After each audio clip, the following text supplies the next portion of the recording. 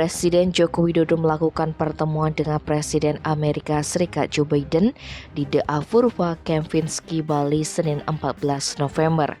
Dalam pertemuan tersebut, Presiden Jokowi menyampaikan terima kasih atas kehadiran Presiden Biden pada KTT G20 di Indonesia.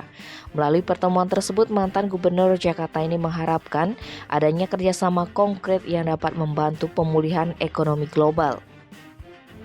Dalam pertemuan tersebut, Presiden Jokowi juga menyampaikan isu lain, yaitu pentingnya kerjasama Indo-Pacific Economic Framework atau IPEF.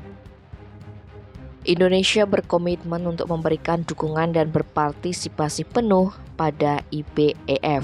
Sementara terkait Indo-Pasifik, Jokowi menggarisbawahi pentingnya masalah keamanan untuk dibahas.